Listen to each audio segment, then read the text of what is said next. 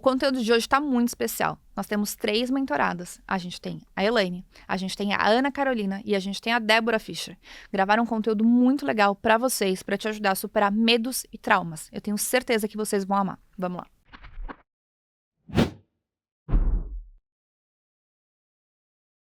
Um assunto que eu tenho certeza que vocês aí em casa já se perguntaram, né? O tema é traumas e medos. Como agir apesar desses 2 nomes que só de falar eu tenho certeza que você aí em casa já se identificou. Eu sou Elaine Violini, estou super bem acompanhada aqui da nossa psicóloga Ana Carolina, vou chamar de Ana, e da Débora, nossa numeróloga, e vamos dissertar sobre essa temática. Então, sejam bem-vindos, se assentem, prestem atenção, porque o tema de hoje pede papel e caneta. E para começar, já que temos uma psicóloga hoje aqui, vamos começar falando sobre isso, do ponto de vista psicológico. Ana, o que é um trauma e o que é um medo? Perfeito, vamos lá, para que a gente possa, então, entrar no nosso tema, é importante a gente entender a definição, né, de trauma e de medo. Primeiramente, o medo, ele é uma emoção básica do ser humano, né? Todos nós temos medos e é importante que ao longo da vida nós possamos aprender a lidar com esses medos, né? E que esses medos não nos paralisem. Então, é uma emoção que é uma emoção básica, ela vai estar presente na nossa vida de forma constante, mas de que forma que a gente lida com isso? E de que forma que eu não permito que o medo me paralise, né? Então, reconheço esse medo, mas eu não permito que ele me paralise. Já o trauma, ele parte de um lugar onde passamos por experiências e por impactos emocionais que me geraram aí um registro negativo. Essa é a definição de trauma. Isso acontece ao longo da nossa vida. Cada pessoa absorve de uma forma, né? Mas nada mais é do que o impacto que aquela situação, que aquela experiência gerou negativamente no ser humano. Antes da Débora falar sobre, né, trazer aí nessa temática, se a gente for pensar de uma forma bem lúdica para quem está em casa. Então, eu posso seguir numa linha, fluir na linha. Um trauma eu vivi uma experiência que me ocasionou exatamente esse sentimento. Quando eu vou viver ou quando eu estou perto de viver algo assim, eu lembro desse trauma. E o medo, ele é básico, mas ele não necessariamente precisa ter acontecido algo na minha vida para que eu possa ter medo. Isso? É isso mesmo. Olha, então pronto. Vamos lá. Somos bons alunos, hein, Dé? O medo gera ansiedade, né? Principalmente, ele está muito associado à ansiedade. É isso aí. Né? Eu queria compartilhar, né, você falando, enquanto você falava sobre trauma e sobre medo, eu tive uma situação bem pontual na minha vida, e eu tenho a sensação de que os traumas, eles normalmente acontecem, são muito marcantes nessa primeira infância, né, da vida da pessoa. E aí você me corrige se eu estiver equivocada, mas eu acho que eles acabam sendo mais significativos, principalmente na nossa vida adulta, Isso. né? E eu tive um que, para quem me conhece há mais tempo, sabe que eu usei lente de contato por muitos anos, né? E eu comecei a usar lente de contato com 12 anos de idade. E isso veio de um trauma, né? Um trauma, quando eu tinha 4 anos, o meu irmão nasceu. E fora isso, eu também convivia, né, com as minhas primas, que são filhas de uma pessoa que tem olhos claros e mais clara também. E aí o meu irmão nasceu, e para minha felicidade, ele nasceu com olhos claros, né? E na verdade ali, né, pequena, sem muito entendimento, eu comecei a escutar das pessoas quando iam visitar, quando iam vê-lo em casa e tudo mais. Então, eu acho que eu tava vivendo um momento de muita tensão, né? Porque eu acho que a dor do irmão mais velho, a chegada do irmão... Já é um impacto grande. É um impacto, exatamente, trauma, gigantesco. Já é um trauma, né? Mas um trauma que depois a gente vê ele de uma outra forma. E aí, fora lidar com essa dor, eu também escutava de todo mundo, nossa, ele tem olhos azuis, nossa, né? Então, as pessoas iam visitar, e isso, claro que, gente, o adulto não pensava nisso, né? Muito menos naquela época, e aquilo começou a reverberar na minha mente, né? E eu comecei a entender que eu guardei que pessoas que tinham olhos claros eram especiais. Porque Olha as minhas só. primas tinham olhos claros, né? Então era também o meu círculo ali, né, de convivência. Você era diferente. E eu era diferente, né? E aquilo eu não sabia, né, que era um trauma. Obviamente aquilo marcou. Virou um problema, né, na nossa rotina familiar, porque eu comecei a perguntar pra minha mãe, eu lembro que minha mãe falava, filha, ele não vai ficar com os olhos claros. Porque na cabeça da minha mãe eu não tenho olho claro, seu pai não tem olho claro. Então, assim, é cor de olho de neném, né? Não vai ter olho claro. E aí, eu comecei de manhã, quando eu acordava, a perguntar assim, mãe, O olho e aí? tá claro? A cor do olho dele já mudou? E a minha mãe falava assim, filha, não, vamos esperar ele acordar? E aí a minha mãe começou a perceber, né, ainda bem que ela teve uma sensibilidade, a perceber que alguma coisa estava errada ali, de fato, né? E a gente, enfim, a vida seguiu e aos 12 anos eu pedi de presente para minha avó uma lente de contato. Né? E essa lente de contato eu usei até os meus 20 anos, então foram 8 anos de lente de contato, né? E sem realmente me aceitar, foi um processo, né? E aí eu tive que ir um pouquinho longe para aceitar essa Débora do jeito que ela é, né? E inclusive é algo super curioso, porque hoje quando eu converso, quando eu falo com as pessoas sempre falam muito do meu olhar, né? Então para mim isso é muito marcante, é muito significativo. Só que eu tive que ir para a Alemanha para entender sobre a questão dos olhos, né? Eu fui um pouquinho longe. E eu fui para um lugar onde todo mundo tem olhos claros, né? E todo mundo tem um estereótipo, né? Mais claro, de olho claro. E lá eu não tinha nenhuma diferença, né? Eu usando lente, todo mundo olhava aquilo e falava, meu, tá na cara que é lente, por que você usa isso, né? E o alemão bem sincero pra variar. Foi a terapia de choque, né? Exatamente, por que você usa isso, pelo amor de Deus, né? Tira isso. E aí aquilo começou, né, a me pegar e não voltei pro Brasil e tirei a lente de contato de cara, mas depois eu comecei a perceber o quanto aquilo não era meu, né, e não fazia parte da minha identidade. E isso foi um trauma, foi claramente um trauma na minha vida, onde eu ressignifiquei ele e eu fui entender a essência da Débora mesmo, e quem era, e como eu era bonita naturalmente, e depois dessa ida pra Alemanha. E uma das coisas, né, que a Débora eu conheço, né, depois vocês vão conhecer um pouco aí do trabalho dela nas redes sociais, que vai ter rede social agora, vai ter várias coisas. Ela trabalha exatamente, um dos pontos muito fortes é você trazer esse reconhecimento pessoal do quem sou eu, né, no seu trabalho. Você apresenta as ferramentas, a Débora é numeróloga, eu já falei no começo, mas apresenta as ferramentas e trazendo sempre esse quem é você e o que essa ferramenta pode contribuir para que você se encontre e ajuste aí os seus traumas, os seus medos, como que isso pode te tornar uma pessoa com habilidades que nem você sabe que você tem. Exatamente. Né? Então, olha como também a sua própria história de vida hoje faz total sentido dentro do que você faz. Faz total sentido e cada vez mais eu recebo, né, as pessoas chegam até mim procurando entender algumas dores, né, e essa dor, ela vai muito... Começa muitas vezes no profissional ou relacionamento, essas são as duas mais comuns, né? Mas existe um desencontro, né, entre quem eu sou, né, aonde eu quero chegar, e realmente a numerologia, ela traz como ferramenta de autoconhecimento esse reencontro, né, de você com você mesmo. Por quê? Porque a base de cálculo da numerologia pitagórica, ela é o nome de nascimento da pessoa e a data de nascimento, né? Que são duas informações muito valiosas, pessoal. Então, assim, o seu nome e a sua data de nascimento dizem muito sobre você. E quando a gente olha o nome de nascimento, a gente vê a personalidade da pessoa, né? Quem ela é, de fato, qual que é a essência dela, o que ela gosta de fazer, os talentos. E aí, muitas vezes, a pessoa nem tem consciência disso. Ela tá ou completamente fora, e muitas vezes por conta daquela primeira infância dela, que um trauma, ou também porque ela estava ali condicionada, né, muito dentro do mapa dos pais, principalmente, porque até os 7 anos a gente ainda tá em formação de personalidade, então os pais, eles têm um papel fundamental, né, dentro da vida desses filhos, e a gente vai se distanciando, às vezes a gente escolhe uma profissão porque todo mundo da família seguiu aquela profissão, então muitas coisas acontecem nesse inteirinho aí, principalmente do 0 aos 14 anos, né. Nossa, daria esse tema, né? Dá pra gente ficar aqui, a gente tem pouco tempo.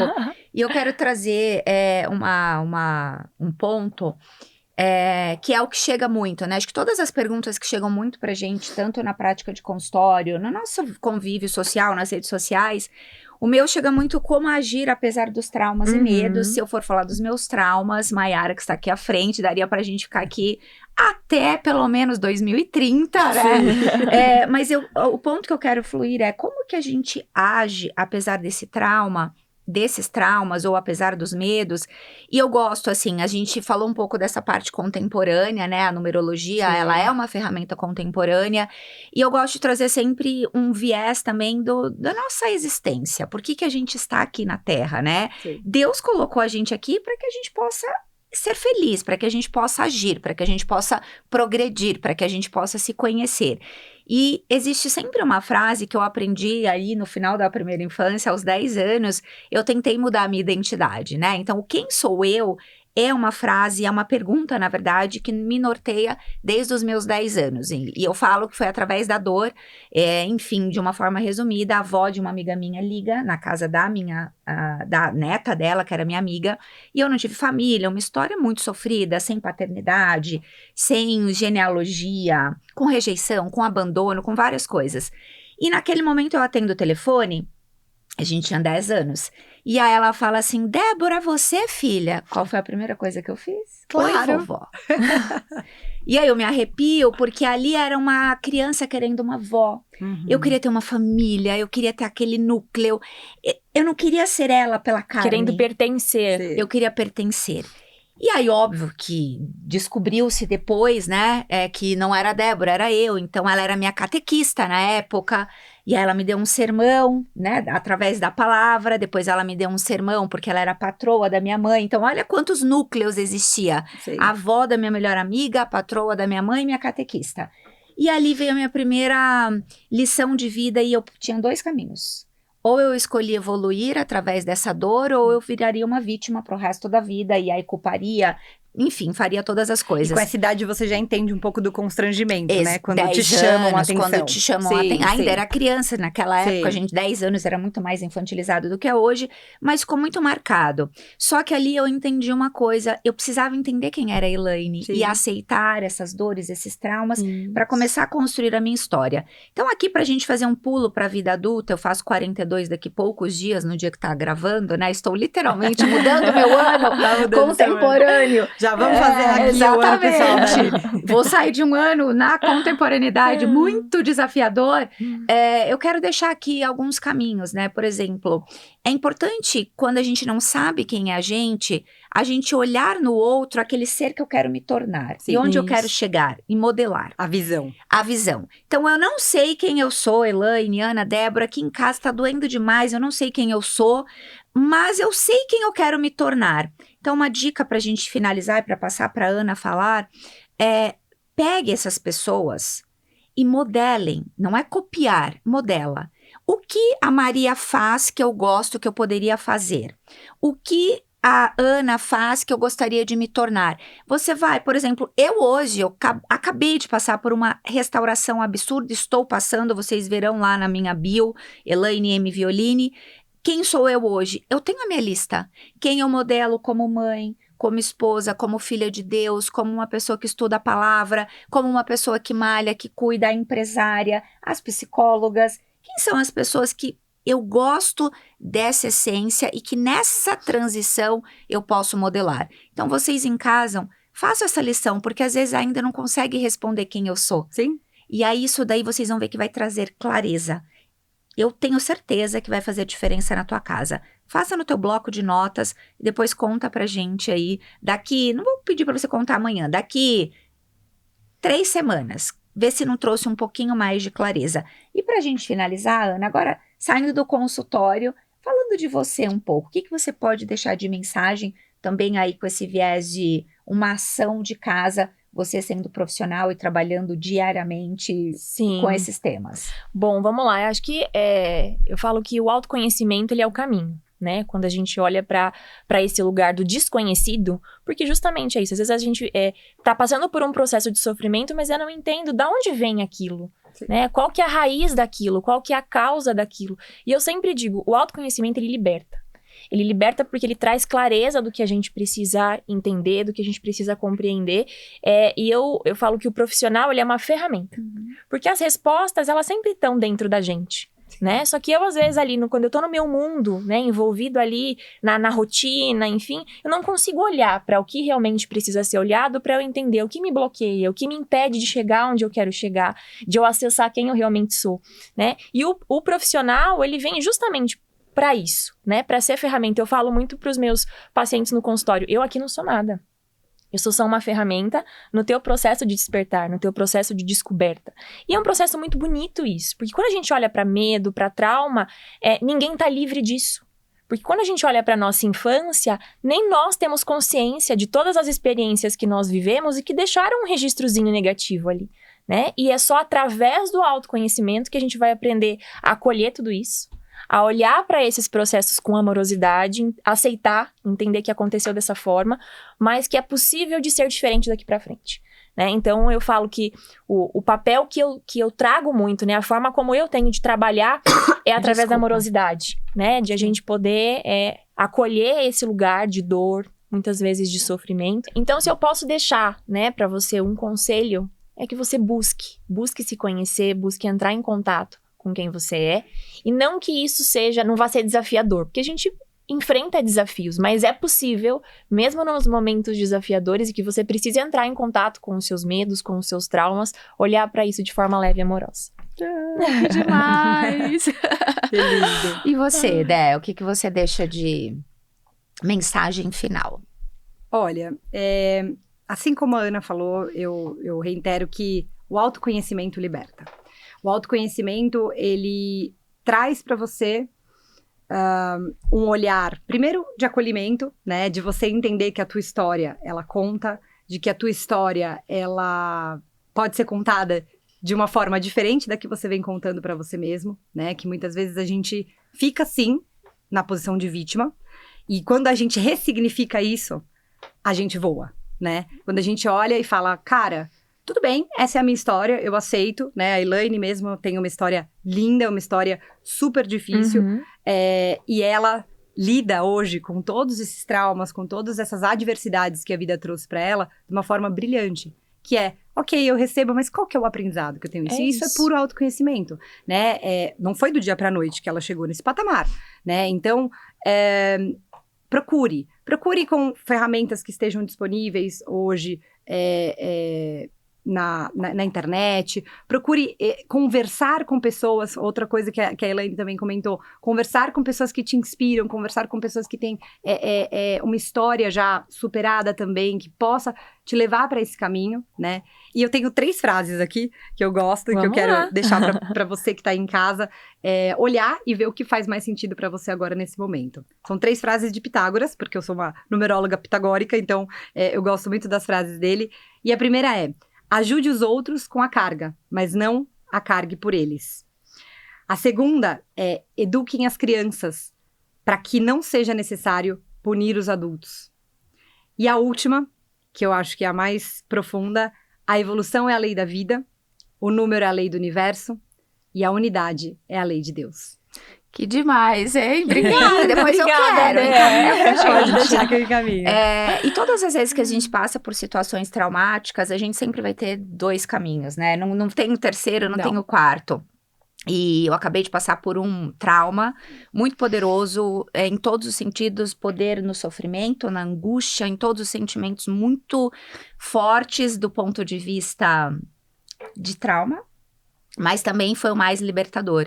E eu quero deixar uma frase aqui que eu ouvi num momento de muita dor e que foi essa busca pela solução diante da dor. Jesus quer ser seu amigo. E talvez, às vezes, você não está se sentindo amado aqui na Terra. Busque ser amado. E só vai existir um caminho, que é através do amor de Deus, através do seu Filho, Jesus. Então, entenda como que você pode ser íntimo de Jesus. Porque quando você se sentir amado, as ferramentas que a gente tem ficam muito mais simples. Porque um ser humano que é amado, sim, ele quer evoluir.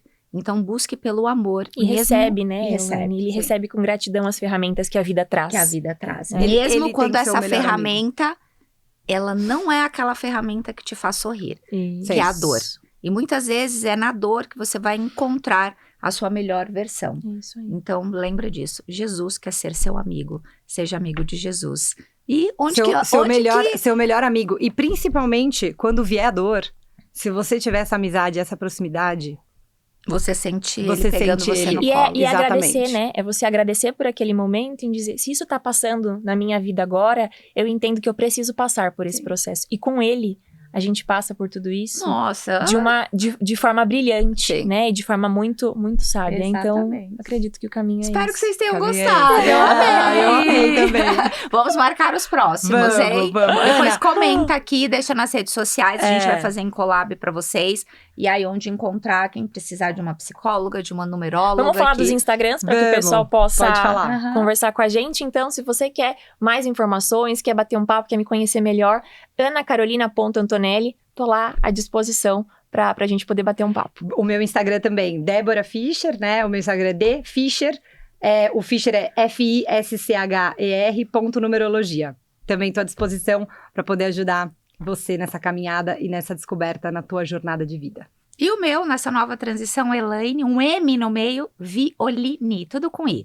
Espero que vocês tenham gostado, fiquem com Deus e até um próximo.